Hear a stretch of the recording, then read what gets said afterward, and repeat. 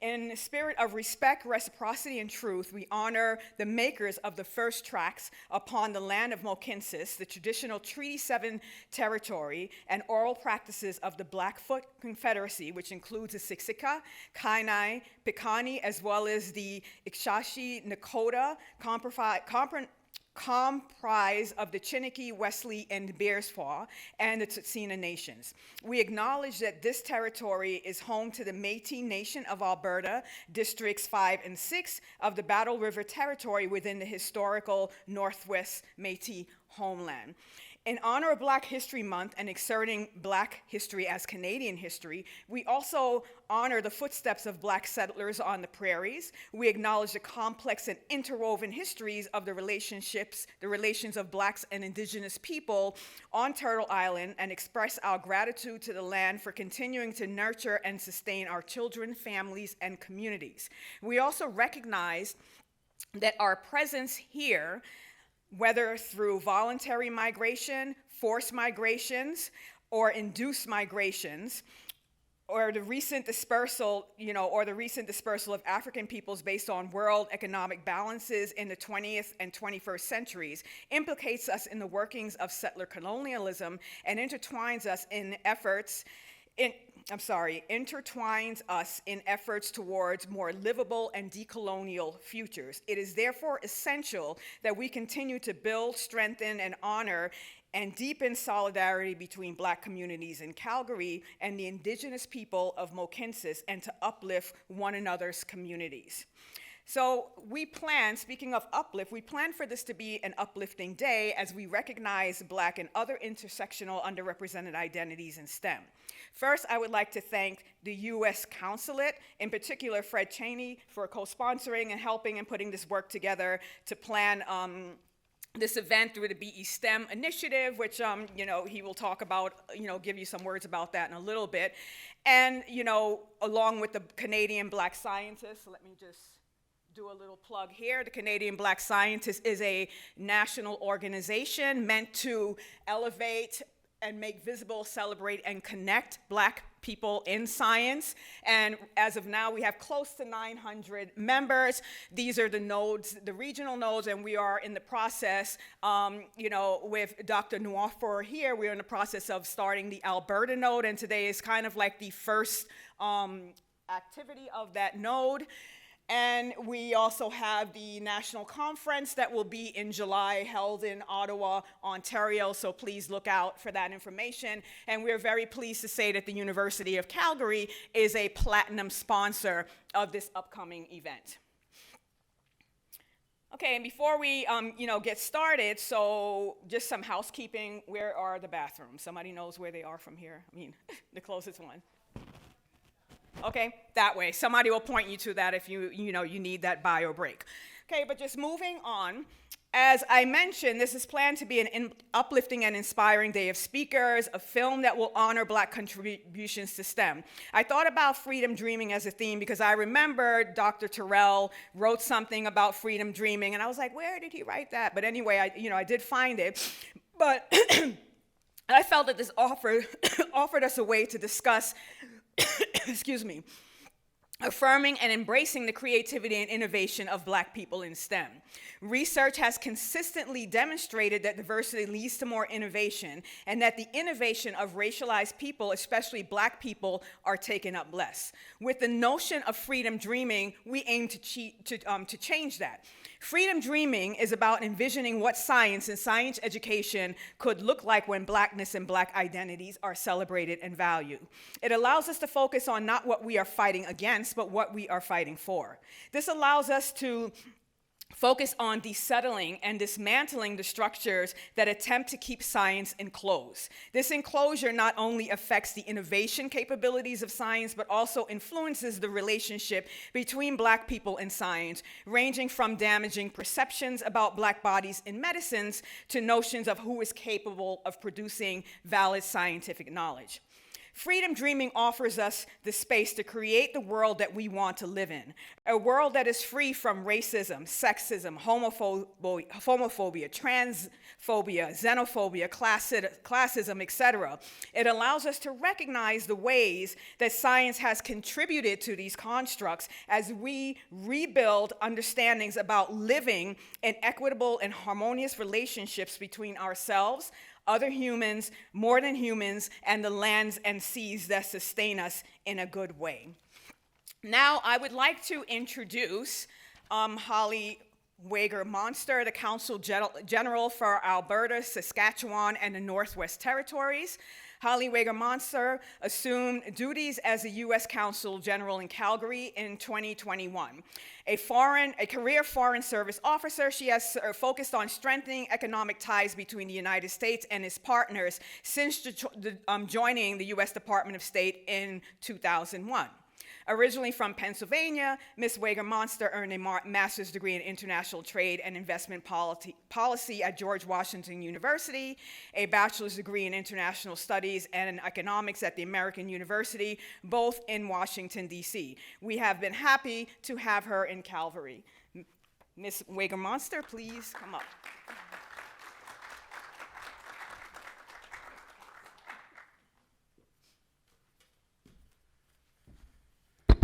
Well, good morning, everyone.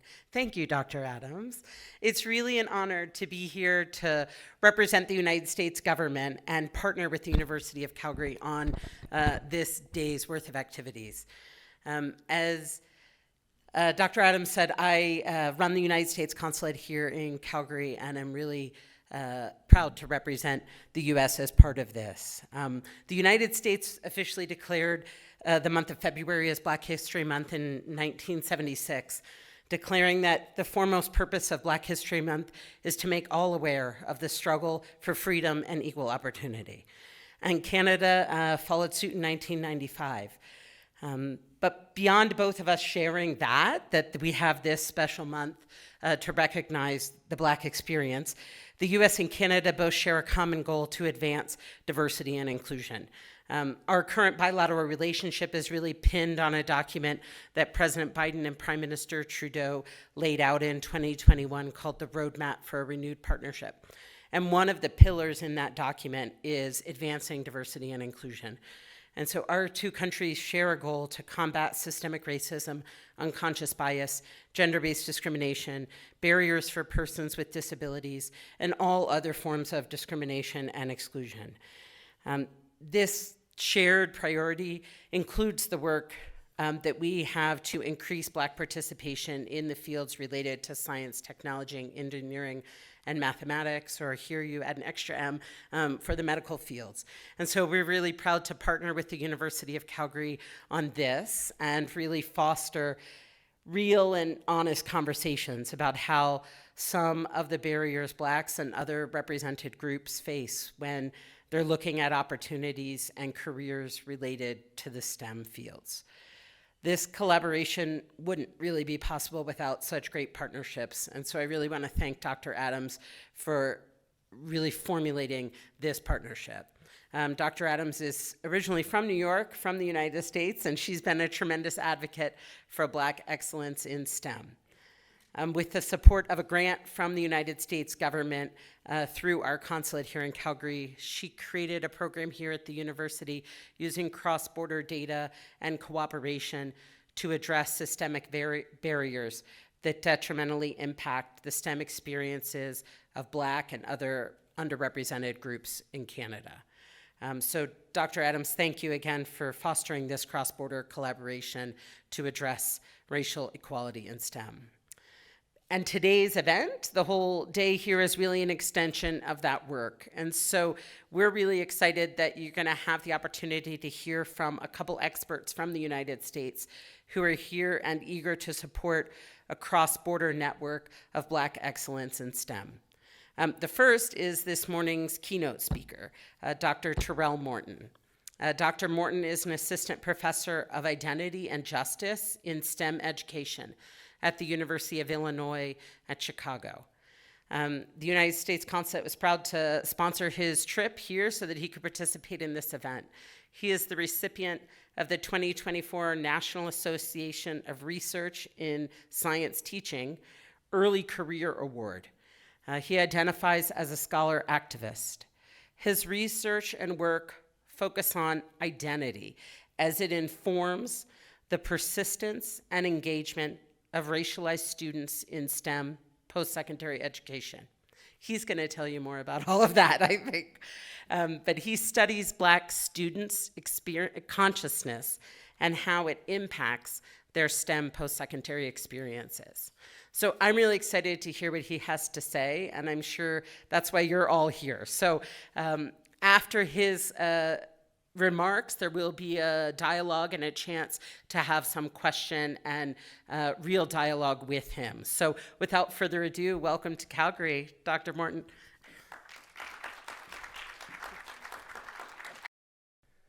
Doing well, feeling good. You're looking good. So I'm excited to be here. Thank you so much, Dr. Adams and the organizers of this event. Thank you so much to the U.S. Consulate for sponsoring my visit here. First time here in Calgary, Canada. I've only been to Toronto and Vancouver so far, so I get to add another stop in my Canadian tour, so that is exciting.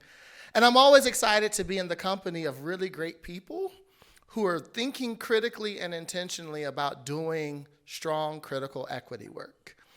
And so my presentation, my keynote today, is going to be musings that I have around this concept of advancing Black liberation, particularly in post-secondary STEM education, in understanding the context of this dialogue between nations and countries, thinking about relations between US experiences, Canadian Black experiences, and hopefully probing and pushing us to think intentionally and critically about how we can do some good transformative work.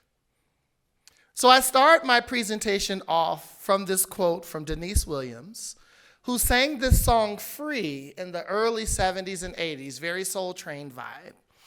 And in this song, although she was speaking specifically about her intimate relationships with her partner, she ultimately was developing or producing this anthem for freedom. And in this idea, right, Denise shares, but I just want to be free, free, free. I just got to be me, me, me. So thinking through this idea of being free, free, free, being me, me, me, I engage in this work of advancing Black liberation, asking critical questions about freedom. What is freedom? What does freedom look like? And even more specifically, why are we raising questions about freedom in 2024, recognizing the history and the landscape and the trajectories by which we have seen Black folks and Black bodies navigate these lands that we currently call the United States or that we currently call Canada? So to start, right, as a scholar, it's very important for me to discuss positionality. Who I am as an individual, how I perceive and understand the world shapes what questions I ask, why I ask these particular questions, and the different approaches and frameworks that I engage as I seek to unpack and discover the different inquiries that I'm exploring. And I share my positionality because I recognize that how I navigate and perceive the world could be very different from how everyone else in this room and otherwise navigates and perceives the world. And so it is important for us to be transparent about that process so that as we're entering into dialogues and as we're entering into conversations, we can't necessarily make assumptions about universal experiences, universal outcomes, universal needs, because of the fact that we are so different, not just in our identities, but the ways in which our identities have afforded various privileges, how those various privileges have then contributed to what we've been exposed to, the different forms of awareness that we've been able to gain, how those concepts then inform the commitments that we make, be it commitments in our own academic or professional endeavors, our social or interpersonal endeavors, or other types of endeavors that we might be exploring. But for me, right, when I think intentionally about positionality and in naming this concept of being a scholar activist, it's more than just what I say, but it's what I do and how others are able to see the work that I produce as a result of how I understand who I am. Recognizing that I can have the greatest intentions in the world, but if my actions don't reflect my intentions, then is it really who I say I am that's showing up in these different spaces? And so this is me, a little bit deeper into not just what my identities are, but how my identities have informed how I understand what counts as knowledge, truth, reality, and morality, both in professional spaces and in interpersonal spaces. And that framework of who I am leads me to critical race theory. Critical race theory, being an academic framework that bore out of critical legal studies, is one in which I organize my thoughts around concepts of systems and structures. Specifically when I think about racism, race, and other forms of identities and how they show up not just in our everyday micro-level experiences, but that relationship between those micro-level experiences and these macro-level communities and structures that we are situated within. I recognize, right, that critical race theory has been in conversation, particularly within the United States, but possibly globally, as there's been a lot of debate as to what it is that critical race theory as a framework actually teaches and presents. And so it is important for me as a critical race theorist to provide primary sources around how this framework was constructed, and even more so to unpack elements of that framework as we think about this concept of equity, inclusion, diversity, and social justice. And so critical legal studies started in the 1970s, where there was a group of progressive legal scholars raising questions around equity within U.S. jurisprudence, raising critical questions about how, from an idealist or a formalist perspective, people are starting to think about representation within law and law outcomes. A group of scholars of color in this critical legal space said that we can't just ask questions about representation and equity, but we have to intimately think about the integration of race within these conversations, given the histories that have led to the establishments of this nation, recognizing the legacies in which our laws, our policies, our beliefs, and our practices have been constructed. And so in the 1980s, there's now this conference of people of color who are critical legal scholars asking these questions about racism and race from a systemic and structural perspective, and how these ideas are intimately interwoven into all social institutions that are represented across the United States specifically. Which is where then these concepts of interest convergence, racial realism, whiteness as property, a critique of liberalism, intersectionality, and counter-storytelling bore, as different race-critical scholars were saying, is not just about access, it's not just about equality, but there's something fundamentally ingrained in these concepts that we need to think intentionally about. And so, right, given this critical race theory framing that I have and my perspectives of Black STEM students, I often wonder, like, what is it that we mean when we say systemic or structural racism, right? How are we actually interpreting these concepts, and what does it mean when it comes to our day-to-day interactions and engagements? And recognizing, again, people's different approaches to these ideas, I found a particular metaphor to help us think intentionally about how we're defining systemic and structural racism as opposed to interpersonal racism. And I believe, I hope, some of the scientists in the rooms will appreciate it.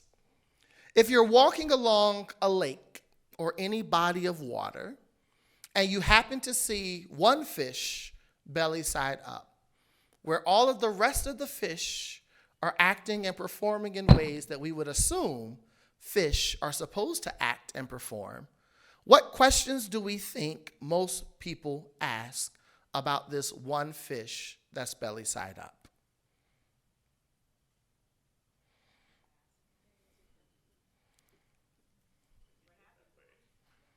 What happened to the fish? If this one fish is not performing in a way that we expect, where the rest of the fish in this system is performing in a way that we expect, we then ask, what's wrong with the fish? But if we're walking along that same body of water and we see hundreds of thousands of fish behaving in a manner that is outside of what we would presume or expect their behaviors to be, what questions do we think most people ask? What's wrong with this ecosystem? What's wrong with this body of water that has now led to a space in which we see hundreds of thousands of fish behaving in this particular capacity? Critical race theory gives us that power to say the same thing about racism. And instead of saying, who are these individual ill-intending people who decide to act out hate, we can look at the system. We can look at the structure. We can look at the processes by which we continuously see the same outcomes and how it is impacting people. And so it's shifting the conversation from having a very individualistic focus about racism to thinking about structures, to thinking about policies, to thinking about cultural values and norms, what we automatically assume to be normal, and how those conceptions of normality are rooted in perspectives that have intentionally left out people's lived experiences. This framework not only gives us the power to raise those questions about race and racism, but it gives us that very same power to ask questions about diversity, equity, inclusion, and justice. And instead of thinking about what's wrong with this particular group of people and why are they not present within these spaces, we can ask, what are those systemic structures, those cultural norms, those values, those beliefs, those epistemological understandings that have led to the space by which we now see underrepresentation within these particular domains. And so, talked a lot about US spaces. I'm not quite sure how clear this is, but in going to the Canadian Justice website and looking at different moments in time specific to Black history and Black engagement, I see a timeline that's been mapped out since the 1800s, recognizing a lot of migration from Black enslaved individuals from the states who came to Canada searching for freedom, in addition to Canada's complicated relationship with its own transatlantic slave trade as a result of the British Crown and how we're understanding colonization in this particular form of westward expansion, following into aspects in which different townships were established and dominated by Black families and communities, as we can mirror to the US as we think about the Reconstruction era, followed then by what we saw in the US as Jim Crow. Not quite sure how it has been named here in these particular lands, but the intentional decimation and destruction of Black communities and neighborhoods, economic statuses, and businesses. We move forward to the 2010s and the 2000s, and there's a lot of apologies that are being put out, apologies by various government officials with regards to how, in the past, Black people, Black families, Black communities have been treated, coming all the way forward to the early 2020s, where we actually have some established policies and practices. One in particular that I thought was really interesting, it is the what is it? There was like the IRP something, how racism is integrated within some of the political-based decisions and how Canada is attempting to account for systemic and structural racism in its decisions. So I found that to be particularly fascinating as I think again from the structural perspective, how are we having conversations around policy, cultural norms, and practices when we think about this concept of advancing Black success in integration and liberation? So systems, structures, right? Thinking policies, how policies are enacted. But beyond policies, we can also think systems and structures in terms of culture. And when we think about culture, both from an anthropological, sociological frame, as well as culture from a psychological frame, we can recognize this relationship between culture as community, what is that community's established norms, and how is that then translated and impacted on people? And then we can think about culture psychologically. How do I individually process what those particular norms, values, beliefs, and practices reflect, and make associations between what I see and what I understand myself to represent? And so when we think about culture then, as it translates outside of those two or three disciplinary domains, we can see culture as being this ideology. What is the belief of reality that drives how we understand culture? Do we believe that there is one truth, or do we believe that there are multiple truths? How does that then inform what we count as knowledge? Whose knowledge is considered valuable in these spaces? And how does that then impact what we decide to represent as morality? What is the ethical processes and behaviors by which we are now engaging in different outcomes that then show up in these things from a praxis component as norms, values, and beliefs? And so when I think about from critical race theory, this concept of systemic racism, it allows us to ask questions about this concept of whiteness as its own sort of cultural phenomena, where if we look deeply within legal documents, we can see that this construct of whiteness became created because of the fact that Black represented inhumane property that was physically owned by people. 3/5 of a person as we think about what was our voting rights at the time. And so now, right, we have this legal structure by which whiteness is ingrained in our policies. But beyond just policies, we now think about culturally, what is our everyday experience? And how is our everyday experience positioned in this juxtaposition between what is considered normal and what is considered other? If we actually break some of that down, when we talk about race, what do we say? We say white versus of color.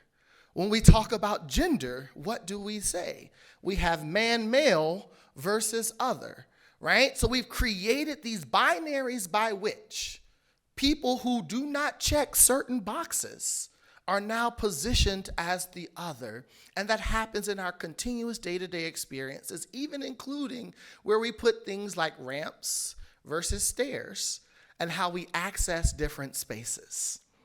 That then comes with an emotional component, as Cheryl Mateas points out, because when you have that difficult conversation about this space, it creates feelings.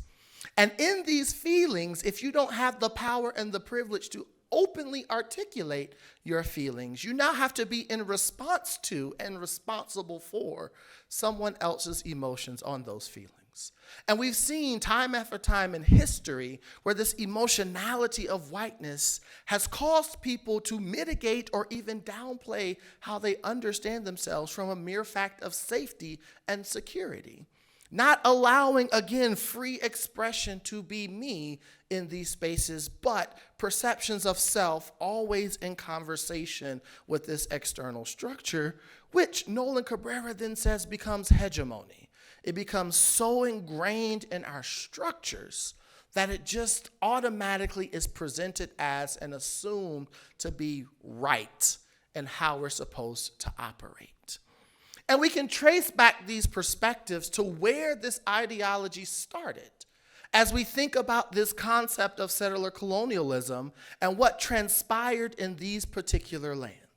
And not just settler colonialism, but then through our various social institutions, how people have been socialized into a particular way of believing knowledge, truth, reality, ethical behaviors, and morality, so much so that indigenous perspectives and African indigenous perspectives have been presented as the other, has been presented to somewhat degree as deviant, as we even get into conversations of like voodoo, and is it a religious perspective as opposed to a way of really understanding one's relationship between the natural world.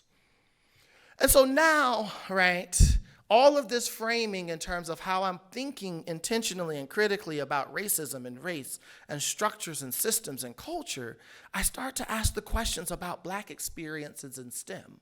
What does it mean to be a Black person? How is one processing all of these spaces as they're looking to navigate these academic and professional domains?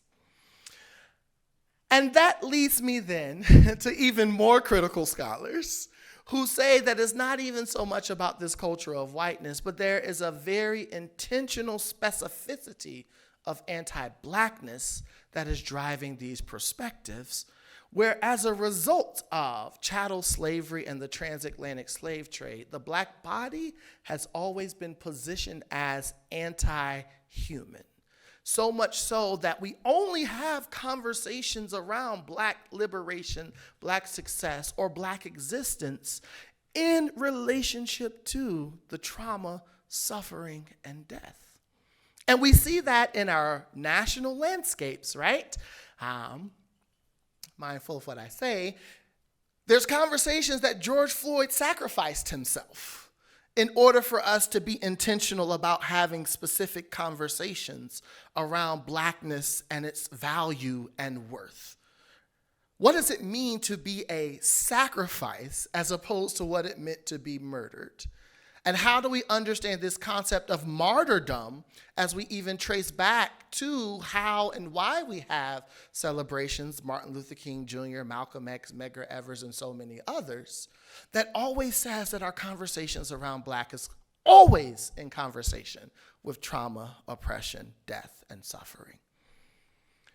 And so now, right, going back to some of those Canadian policies and thinking about some of those Black-specific moments, I look here at 1910, post how people were transitioning here to the Immigration Act that prohibited immigrants who effectively were non-white from coming to these lands.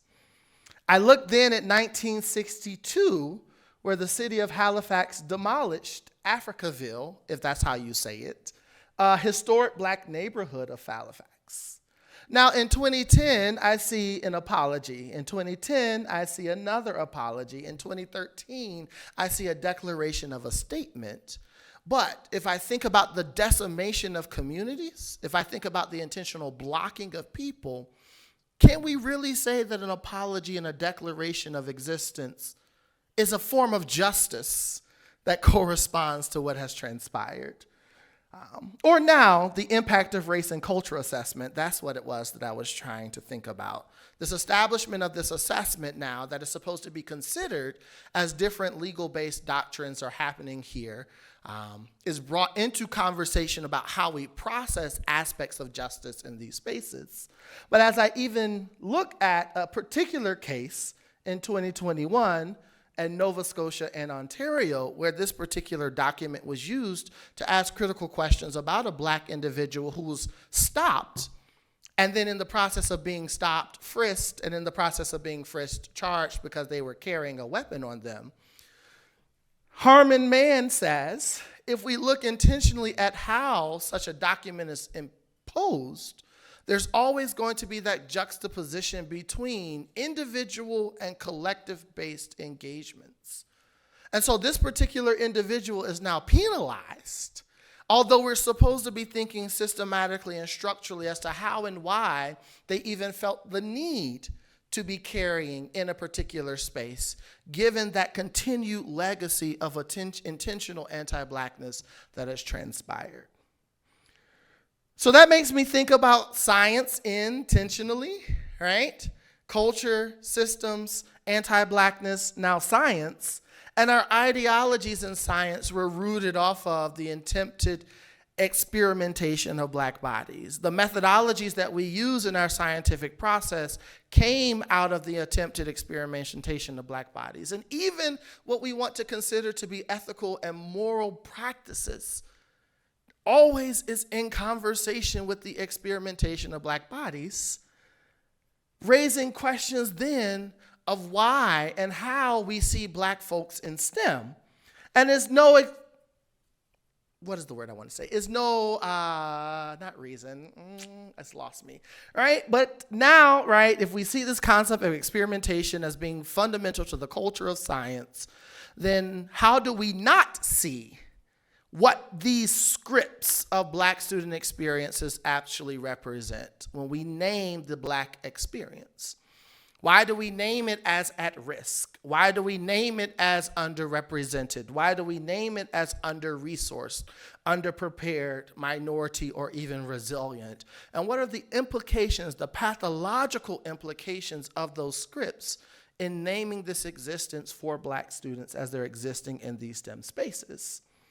My belief is because we still have very much a fundamental race essentialist mindset, where we actually truly presume and think that race is biological. Therefore, all characteristics, behaviors, outcomes are associated by race, which means then that if we're attempting to have any conversations about equity, inclusion, or justice, we can do so from a space where we make assumptions, universalistic assumptions about the Black experience, ultimately saying that all Black people are the same, all Black people need the same thing, and we can now move in our ways from these stereotypical assumptions about what's happening, why it's happening, and how it's happening.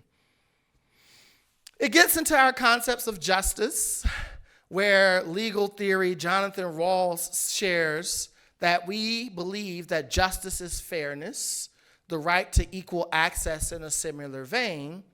But again, those critical race theory scholars asked, who got to determine what was justice? Who got to determine what was injustice? And in the acts of injustice, who gets to decide what happens, when, where, and why?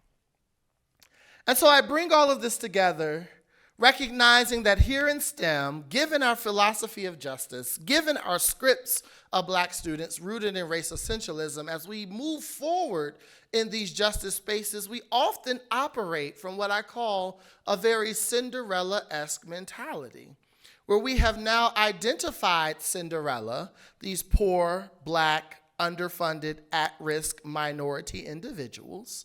We now then take our programming and throw our resources at them as a means to transform Black folks so that they can fit within our existing culture of STEM.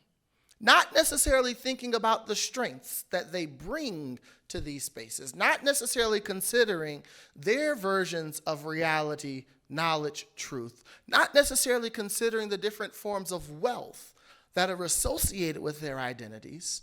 It is more so a space by which we can prop ourselves up because we have now been able to transform someone into what we wanted them to represent through our various access programming and engagements. And so how do we combat that race essentialist perspective in STEM? How do we combat this perspective, right, where all of our philosophies and understandings of justice are rooted in spaces and mindsets that don't consider the diversity of needs, experiences, and outcomes? That is where my freedom dreaming comes into play, right? And as Robin D.G. Kelley asked us, how do we produce a vision that enables us to see beyond our immediate need?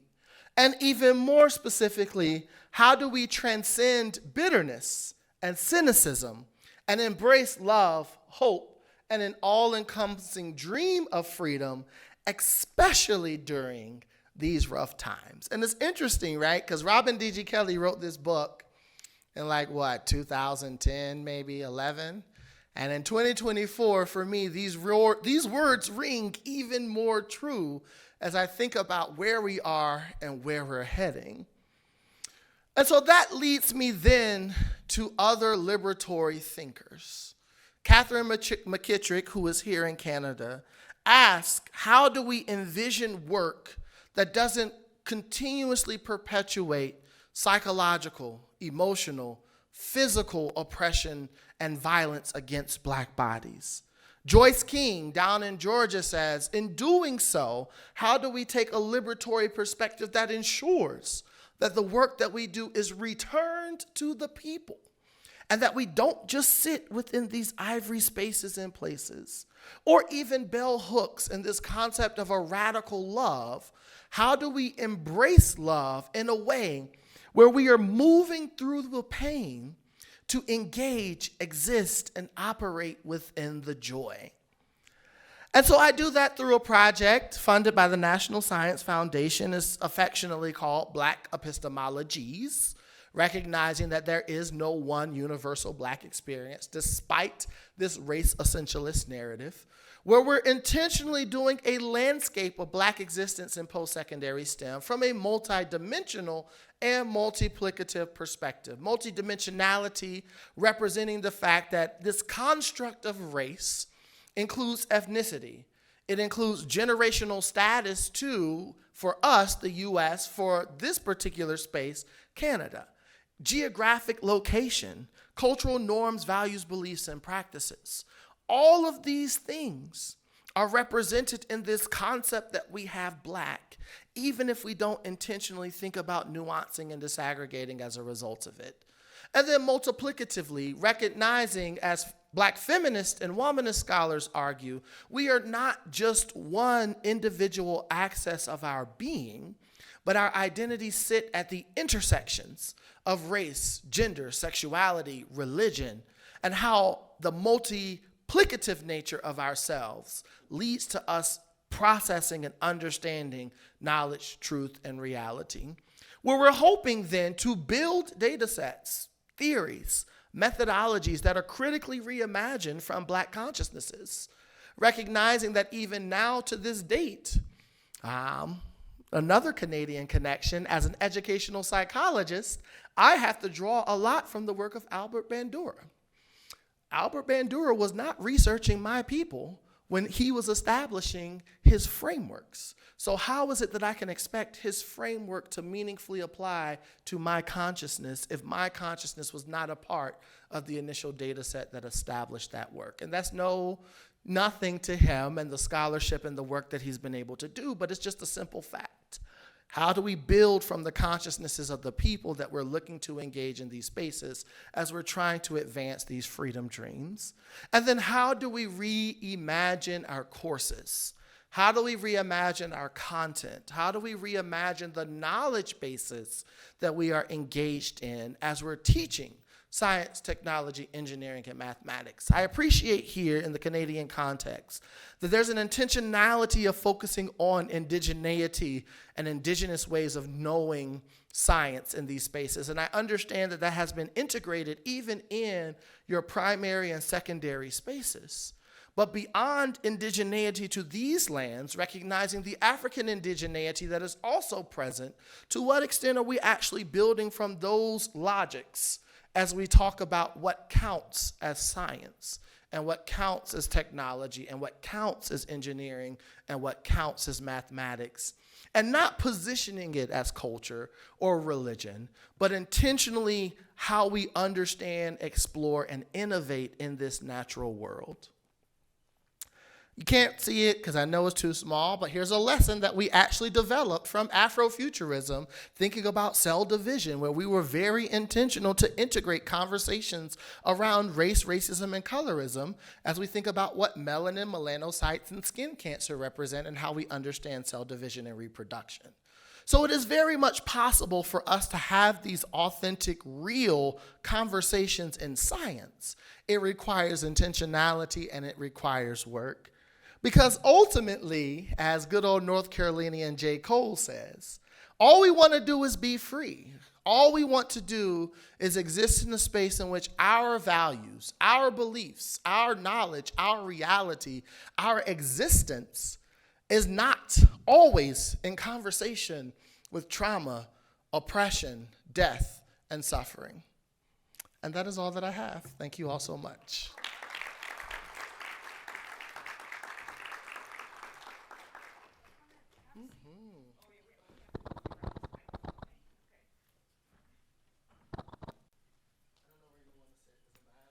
Well, both of us are in the middle two seats.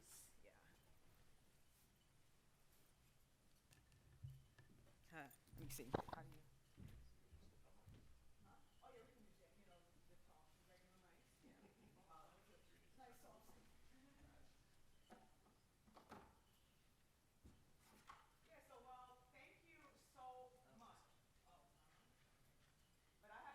Voice. Can everybody hear me?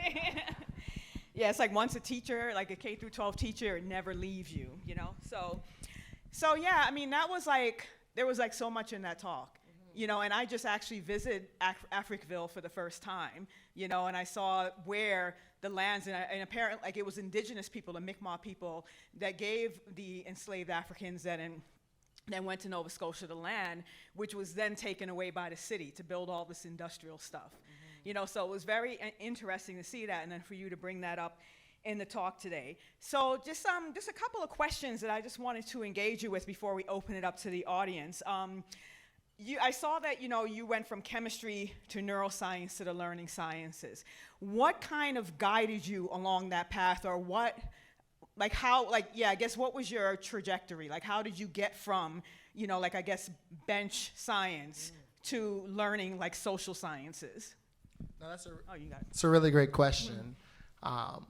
So growing up in North Carolina, I grew up in a multi-generational household. My grandparents, my parents, my mom, my sisters, my uncle.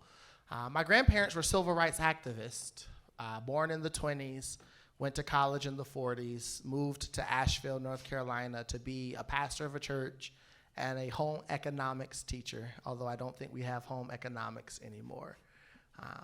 But no, they were marching in Asheville. They were part of the lawsuit that forced desegregation in the city school systems, marched against the Woolworth counters to actually ensure employment in these spaces.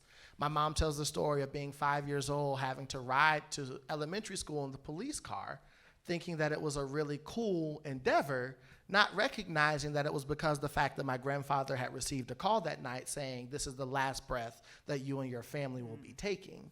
So there was a strong sense of service and social justice that has always been a part of my identities growing up.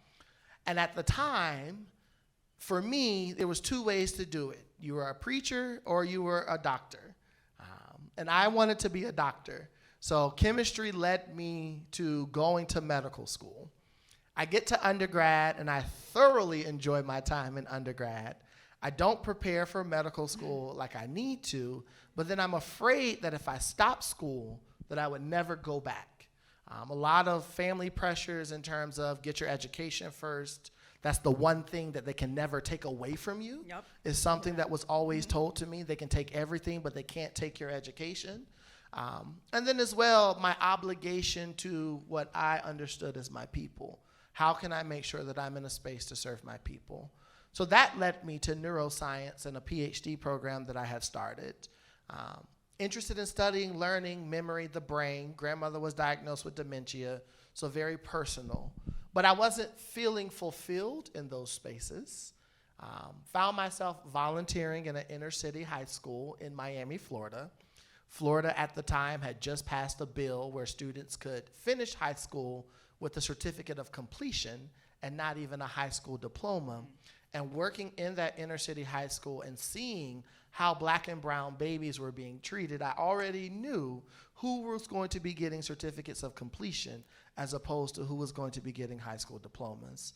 And so that prompted a desire to really get into education and find ways that I could be part of a systemic and structural change in education, and having STEM as my own story, bringing elements of that into conversation is how that transition started to happen.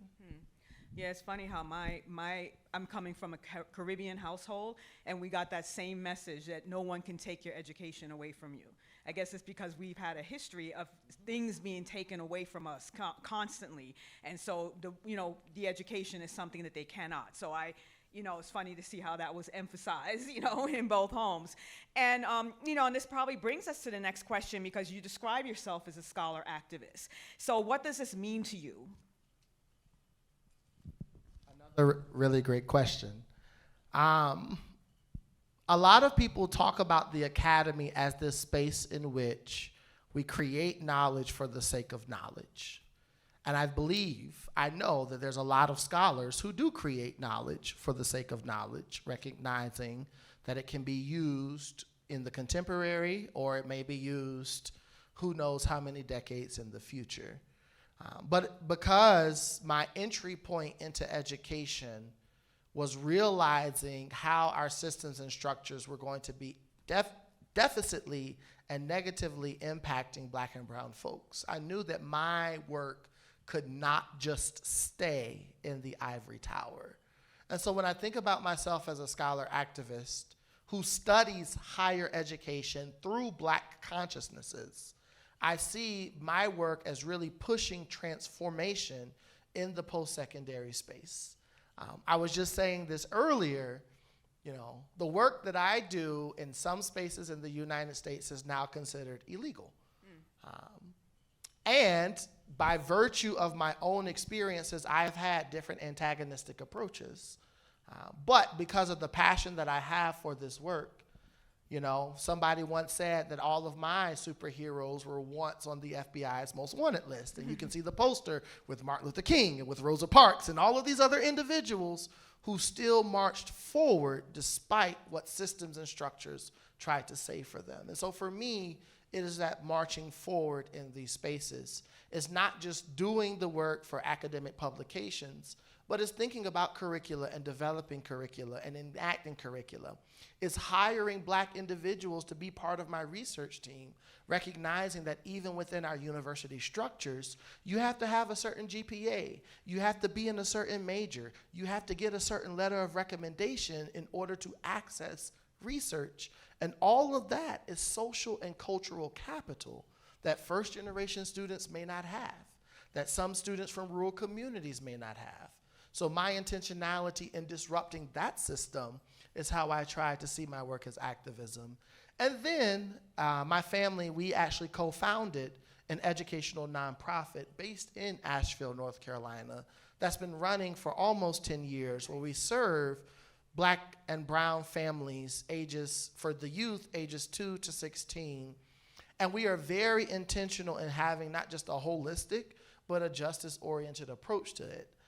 Not sure what early childhood education looks like here in Canada, but in the US, you can probably pay twice your rent in terms of paying for early childhood education. And we recognize that for people to have access to high quality early childhood education who don't have those economic means is an act of injustice.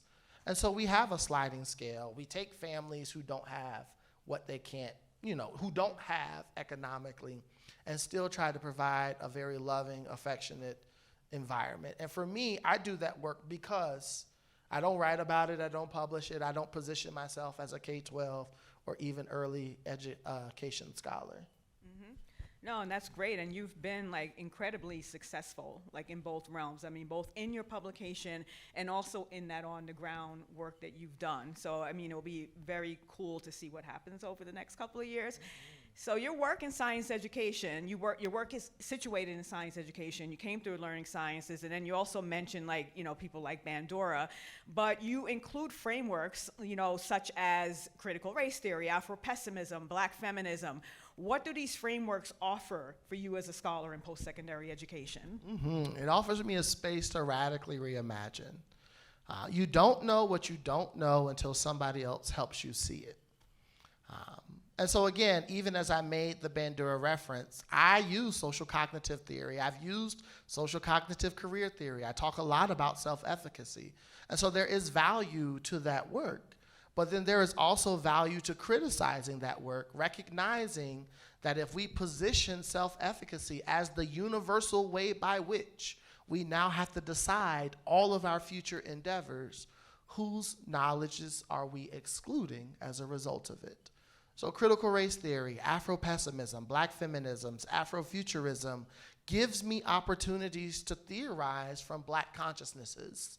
And I try to have conversations between both spaces, recognizing that we could be talking about the exact same thing, but over here in this space, we call it this, and over here in this space, we call it that. And we're so territorial in determining what it is that we're not even open enough to recognizing that we're engaging the same kind of conversation. So I try to see myself as blending these ideas and blending these theories, dialoguing across communities to say, how do we take this work to that next step? Oh, excellent. Yeah, theory building is a very, it's a very critical yet creative act, knowing how to use and how to, integrate so that we make sure that we're represented when we do that kind of theorizing. And so, speaking of theorizing, what is Black joy to you and how do you live it in your work? Ooh, I love this question. So I've actually been working on a piece for a few years now. For me, Black joy is an unspeakable joy. There are moments in which Black existence operates that is not always seen, recognized, or understood, but those who experience it know what it is. And so, for example, I think about, we were talking about football last night, Marshawn Lynch playing football, he was forced, his body, by his contract, said that he had to show up for a press conference. But his mind said, I'm just here so I don't get fined. So for me, that was an unspeakable joy moment where it was like, while my body may be chained, my mind and my spirit remains free. And I'm going to operate from the space of how I understand what is that freedom. So that is what that joy looks like. Yes, our current landscape of reality globally has been, from my belief, totally transformed as a result of the transatlantic slave trade. And unless somebody has the fountain of youth, I don't think any of us that are alive today were alive pre-colonization. And so all of our consciousnesses are going to be in conversation with colonization in that space. And so for me, it's like, how do I understand that while also recognizing, valuing, and engaging my humanity and loving that humanness about me, even if systems and structures try to take that away from me. So that's what that joy looks like for me. To me, it's a deeply theoretical approach, which is where that play with educational psychology and race-critical perspectives are coming from. And hopefully I can get this out so that other people can be in dialogue with me about this deeply theorized joy. I've done some work around it, probably not as deeply theorized, but definitely we should be in conversation around that.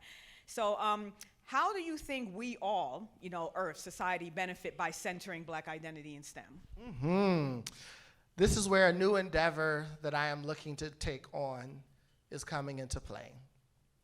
And if we think intentionally about sustainability and the future of the globe, a lot of things need to be done differently if we don't want this world to cease to exist. And I know that there are some who have the means to try and explore other bodies in this universe, but for the vast majority of us, I don't quite think we're going to be on those first rounds of spaceships that go to whatever space that they're going to go to.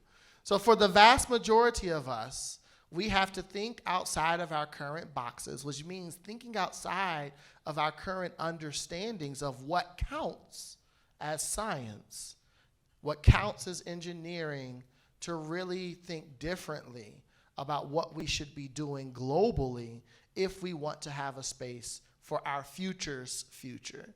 And to me, that's where Black identities come into play. People who have been oppressed have always been finding ways to make a way.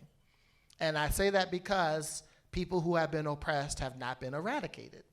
Now, there may be some eradicated populations that I don't know, but There are some that have been consistently oppressed that are still here, which means they have found a way to make a way, which means that there's a level of understanding and navigating the world that we can tap into if we really want to do things differently. Yes, definitely, we need to do things differently. And then finally, before we open it up to the audience, what would you envision science looking like 15 years from now? This is a tough one. But what I envision science looking like is, and Dr. Worsley and I shared this friend, I think about my colleague, Dr. Rihanna Roby, who said her first exposure to chemistry was through the kitchen with her grandmother. I think about what we consider to be the shade tree mechanic, or whatever jargon we put around that form of engineering. Now we're starting to call it tinkering, although this tinkering has happened for generations prior to. For me, science in 15 years engages that form of understanding and navigating the natural world as science.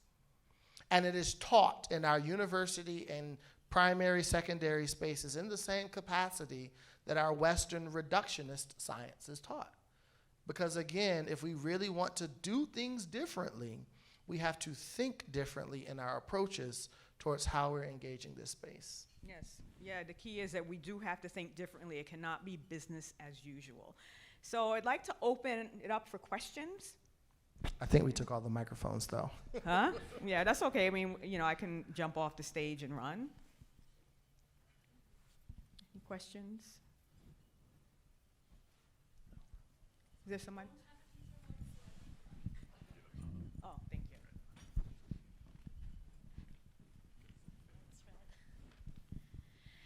So firstly, Dr. Morton, thank you so much. That was fantastic. I just want to, so I'm going to say a sentence that I personally dislike, which is, this is not a question, it's a comment. So just from my experience, the slide you had about scripts, I really connected with. So just as a small background, I grew up outside North America, came here as an international student. So I was educated, I was a professional, I was a full-blown adult at 27 when I moved here, but suddenly my descriptions became very different than what I describe myself or identify myself as. So I think my question would be, how would you see a reimagining of that, where you do have initiatives for equity building, which is needed, but also you're not defining the people that are coming in with labels like the scripts you had on your slide. Thank you so much. So Tara Yoso, who I think is in Arizona now, maybe, she came up with this framework called community cultural wealth. And what Tara Yoso did was she took a critical race theory approach to Pierre Bourdieu's concept of cultural capital to say, what forms of capital are we not considering when we talk about social and cultural capital within academic and professional spaces? So going back to this idea of navigating university, knowing what a GPA, knowing what a letter of recommendation, knowing what that represents in terms of a person's social and economic mobility is a form of cultural capital that is specific to university spaces. But as Yoso pointed out, so is aspirations. Having a hope, having a dream, and truly believing in the power of hopes and dreams can be a form of capital that people use to navigate their day-to-day spaces. Families, I'm not quite sure fully how families are engaged in university spaces here, but in the US, most of our university spaces are created in a way in which we want to remove people from their families. Because we believe, right, that if they become indoctrinated within the university culture, they have a greater sense of success.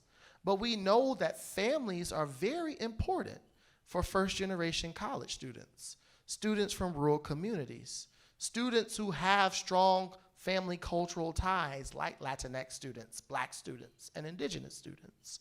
So how do we start to tap into the power of families as we're thinking about the designing of our program, as opposed to saying, all right, 17, 18-year-old, you are now an official adult and you need to learn how to do everything by yourself, recognizing that some 17 and 18-year-olds, probably most, don't even know how to wash clothes at this point, right?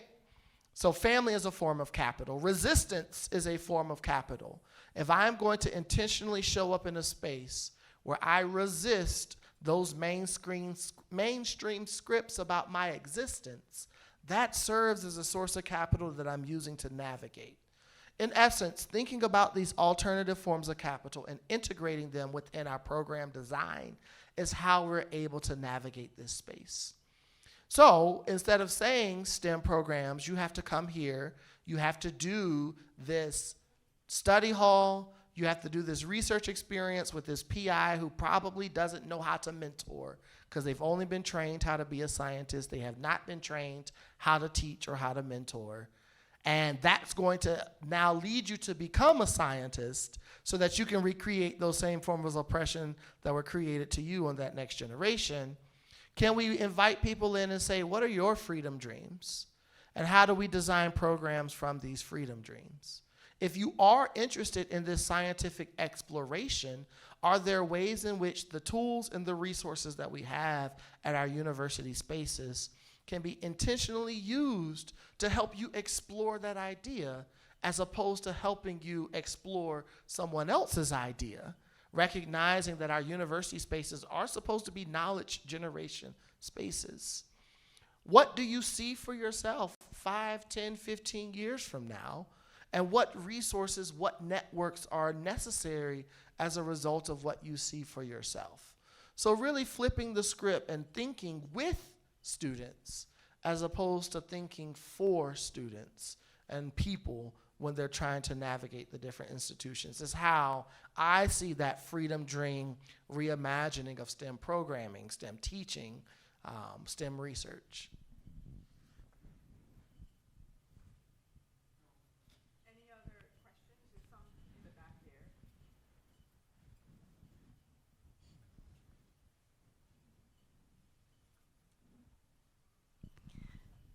Hi, Dr. Morton. Thank you so much for your time today. We're really appreciative of the talk that you gave. So my question was in regards, how do you involve undergrad students in your research, if you do? As well as, like, I read a little bit about your current research about Black epistemologies. So can you tell us a little bit more about that, and what are you hoping to achieve out of that? Those are great questions. So for me, undergraduate researchers are co-theorizers in our research. So I invite people based off of their interests, based off of their self-defined professional ideas and aspirations to come be part of my squad. We call ourselves the Justice and Joy Squad, or J squared. And so there are some projects that I have theorized that have started as NSF grants. But beyond the big ideas, when we're sitting in our team meetings, we're collectively talking about what would it mean to actually enact this form of work. And so for some, it starts with reading. So we may start with some readings about what is Black liberatory thinking, and what does that look like for you, what does that look like for us, and how can we bring those ideas collectively forward? All right, now that I've established this particular process, you bring a reading that is relevant to how you're thinking and engaging in this space. And now that's going to contribute to our landscape of knowledge creation. All right, yes, there's these IRB trainings that we have to do, but now that you are city certified, what interview questions are we going to ask? What are the processes by which we recruit people to participate? So for me, our undergraduate students are intimately interwoven into the thought and logistical processes of the research. And they present and they publish with me. I've taken undergraduate students to Hawaii, to New Orleans, to DC, and they've led the presentations. And I've literally just sat there because we practiced, we rehearsed, we engaged, because it was ideas that they were thinking about. And when it came time for the publications, it was, all right, these are your ideas. I'm going to need you to defend your ideas. But you can't just defend it based off of how you feel.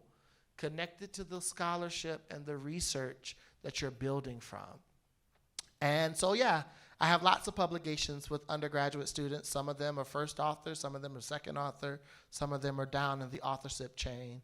I have undergraduate students working with me now, and they will be traveling with me to Philadelphia for the American Educational Research Association. To your second question around Black epistemologies, and Dr. Adams is here working with me on that endeavor, so that's really exciting as well. We really want to rethink how, from a policy and practice perspective, we understand this concept of Black. And so, like, if we think policies, right, we can say we want to advance racial equity for Black people. We'll create a task force, and then we'll put out recommendations. But my question then becomes, whose version of Black is represented when we say this is supposed to be racial equity for Black folks?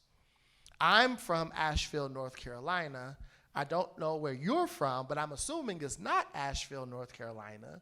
So our understandings of Black can be very different as a result of where we're from.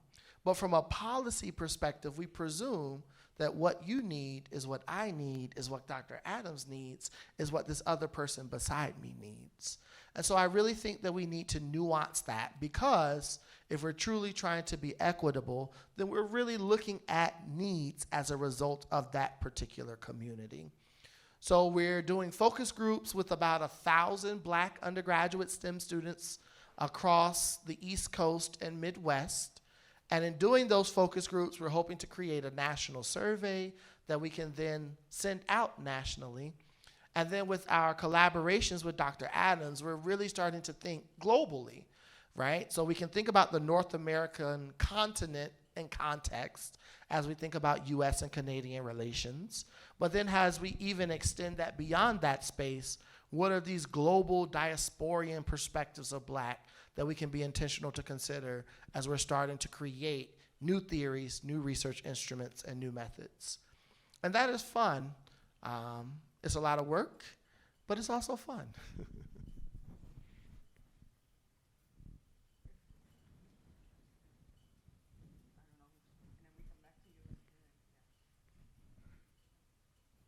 Hello, thanks for your presentation. I just have a follow-up question to what you just said, because sometimes you said you're from North Carolina, she's from somewhere, I'm from somewhere, everybody in the room is somewhere. Sometimes I think about the concept of respect. I would like if you could elaborate a little bit about that for me, because I'm thinking in a room, for example, different culture, we're all from different environment. If we come with that principle, for example, what would that look like? Because sometimes I find it would be difficult for you to do things. I'm a Jamaican Canadian living here for about 40 years, for example, to do everything from my culture for this culture. So sometimes I'm thinking, oh, if we come from the concept of respecting, because I work as a nurse, and I can tell you sometimes I take care of people who doesn't speak my language. I don't speak their language, but I can tell you, based on your approach about the language and stuff like that, they can tell if you're respectful or not. So I just wanted to see if you can speak a little bit to that. Yeah, I appreciate that. I think for me, it extends beyond respect to this concept of empathy. And not empathy in the terms that, like, oh, I am looking at your social and material conditions and I'm thinking, oh, poor person. But I think it's more from like this racialized empathy in a sense of, how do I recognize that this systemic structure is operating on all of us? None of us chose to be born in the capacity that we have been born, unless we have made decisions post our birth to transition in different kinds of ways. And even then, in those transitions, we didn't choose for us to have to be in conversation with the systems and structures that attempt to marginalize how we understand those spaces.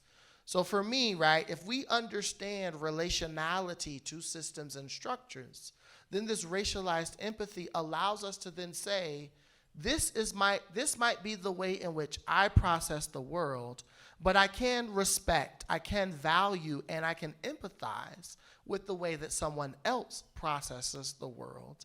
And if we are supposed to become a collective, then how do we collectively theorize from a space that our shared domain reflects all of our ideas. That shared domain going back to our cultural norms, our cultural values, our cultural beliefs, and our cultural practices. Because yes, while we represent a diversity of cultures, we have all agreed to exist in a society here that you all call the Canadian context, where I'm from, what we all call the United States context. And if we all have agreed to exist as a society in that context, how can we ensure that that context appropriately represents your needs, your needs, your needs, your needs, and your needs, as opposed to saying, hi, everybody, here is round hole, you square peg, you star peg, you oblong peg, find a way to fit in this round hole. So that's how I think about it when it comes to respect. It's not just that individual action, but it has to be that push for a structural shift to reflect the individual needs and respects.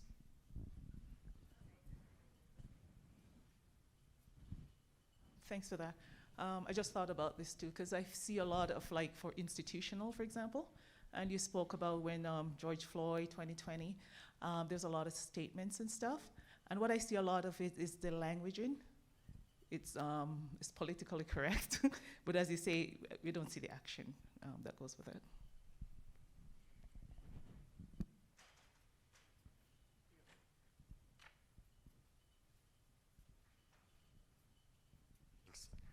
Yeah, thanks very much for that presentation. It's really fascinating. You talked about hope. So 50 years ago, I was an elementary school student in Kansas, Wichita, Kansas, and at that time in the early 1970s, that was the period of integration, forced cross-busing. I think for high school students mainly. As an elementary student, I had the opportunity, and especially as the child of progressive parents, to volunteer as a cross-bust student. And I spent 4 years in elementary school in what was up to that time an all-black school in a black neighborhood. My teacher at the time wrote a book. It was part of her master's dissertation about her experience in teaching, and she was a white teacher, but it was the book was, I just read it recently, full of optimism, analysis, insight, forward thinking. I read that book now and it seems so modern, and I wonder what happened, because when I hear about integration now, it's almost always negative about the, and it seemed like it was a past experiment that failed. And what's your perspective? Was it the wrong idea? Was there something wrong in the implementation? Why didn't it succeed? Why doesn't it continue? Why don't we hear about it? No, thank you so much. So a couple of thoughts come to mind. One, the American Educational Research Association hosts an annual Brown lecture, Brown versus the Board of Education, and they have different educational scholars speak to different thoughts around that particular endeavor. So if that's not something that anyone is familiar with, I would encourage checking out different scholars' perspectives on that. My thoughts on it as I look at history and our present day. So recognizing, my grandparents being a part of this movement, being in a space where I had the chance to listen and learn from them, what I understand is that there's a difference between desegregation and integration. Desegregation was saying, how do we facilitate a society by which there's the opportunities for people to engage in life, liberty, and the pursuit of happiness in ways that is not oppressive. Integration, how people are theorizing it, is saying, how did, and this is what we saw over time, the process of bringing communities together meant the decimation and destruction of black communities and black infrastructures, and then the implementation of black people into white spaces. So I'm excited and I would love to read this book because I feel like that may be one of the few studies in which the cross-busing happened in the other way, in which there was a black high school that had black leadership that now is bringing white and other students into those spaces. Majority of the narratives that we have is that black principals, black teachers, black custodial workers, black hospitals, black businesses were closed, and they were now told that they had to meet these benchmarks to apply for and work in these institutions. And that may be, again, most of that work in the South of the US. Would love to learn more about the Midwest and the North. So I think to the question of where did we go wrong, I think it was there, right? It was the assumption, right, that our white spaces, going back to this cultural phenomena of norm versus other, was the more affluent, right, better theorizing spaces, as opposed to really thinking about community collectively in that shared theorizing. And so now my hope going into the work that I'm doing, right, how are we actually truly blending knowledge and perspectives? As someone with an educational psychology background who talks about expectancy value theory, motivation, identity, who can point to Erikson and Piaget and Freud and Vygotsky, but can also point to Chiap and other theorizers in those African-centric spaces, what is a true blending of identities and perspectives to represent a true blending of our communities, as opposed to this round circle, square peg type approach that we've gone with our systems and structures and trying to fit people in those existing archetypes. I think we have time for like one or two more questions. Thank you for that, Dr. Morton. I'm Jen's PhD student. I'm very honored and lucky to work with her. And in some of our work, it's interesting when you mentioned hope, the one word that stood out in your presentation to me was the pessimism, the Afro-pessimism. And it's because, you know, I often think that this idea of critical is seen in that negative space of, you know, you can't criticize a work because somebody has done it and it might hurt their feelings. You know, we have to plus things. And I don't see critical or criticality as a negative thing. I see it, as you say, as a way of trying to improve, move forward, you know, kind of say, well, there might be an issue, should we consider this? And so I was just wondering at this idea of pessimism in academia that's, you know, I guess both encompasses that negative, cynical space, but also encompasses that hopeful space.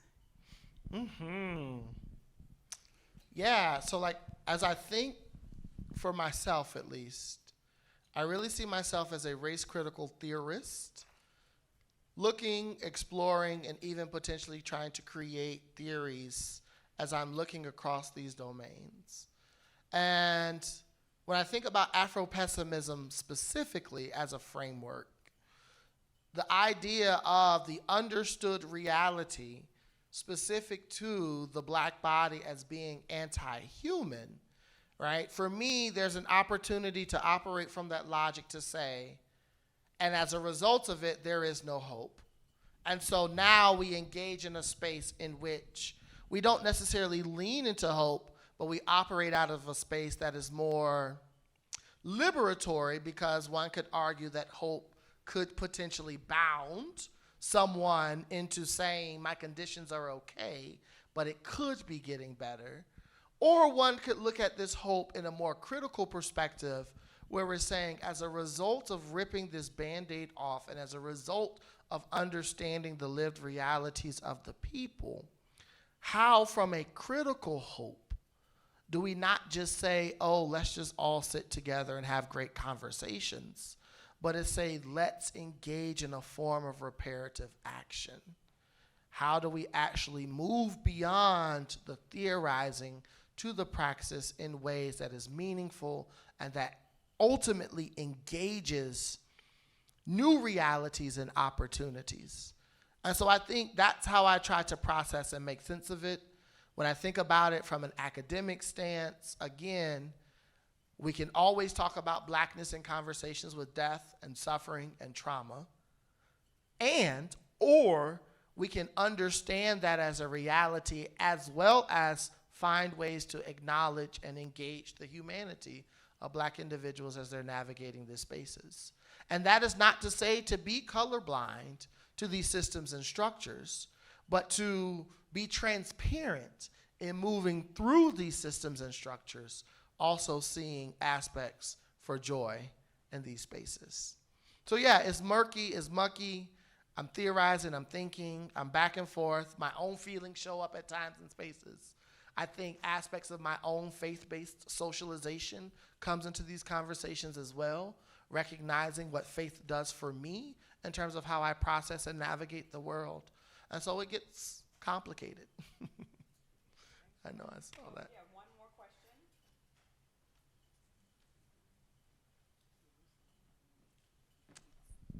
Hello, thank you, Dr. Morton, for coming here.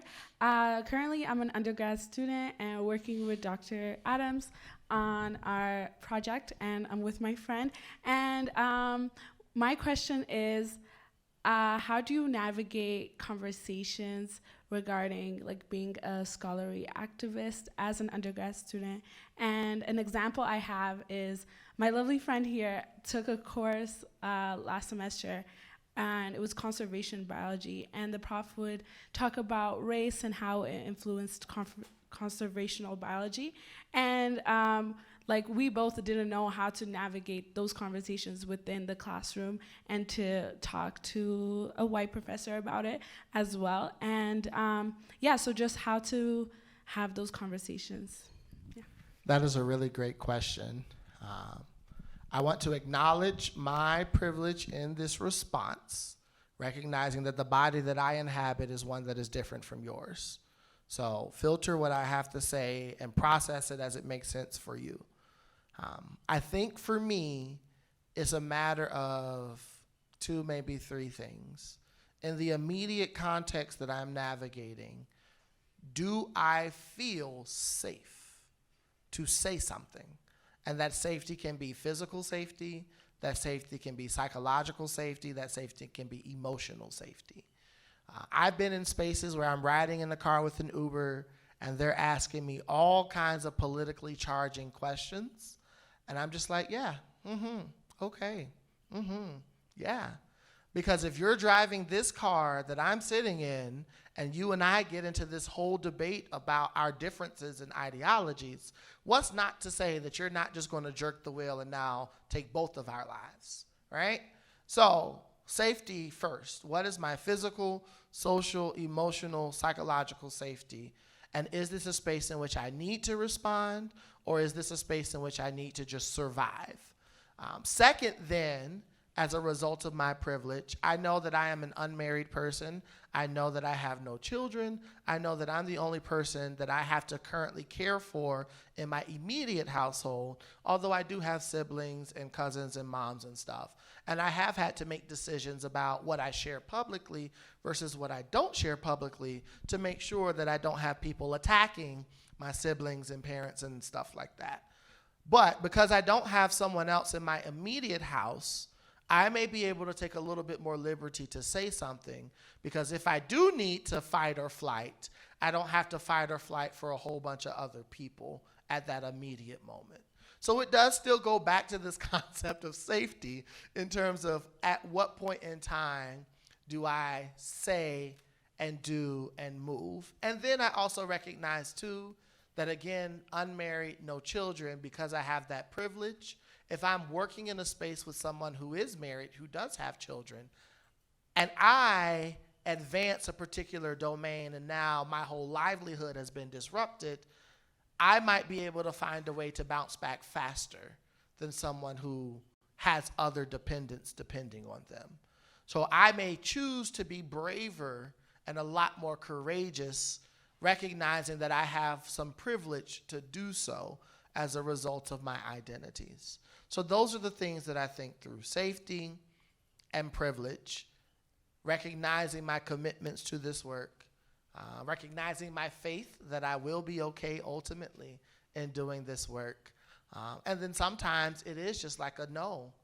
I have to say this to you because I deserve to be here in my full self, and how you're navigating this space is not honoring and respecting my full self, and whatever consequences, good or bad, come afterwards, I will have to just navigate them as they come. So I hope that was helpful.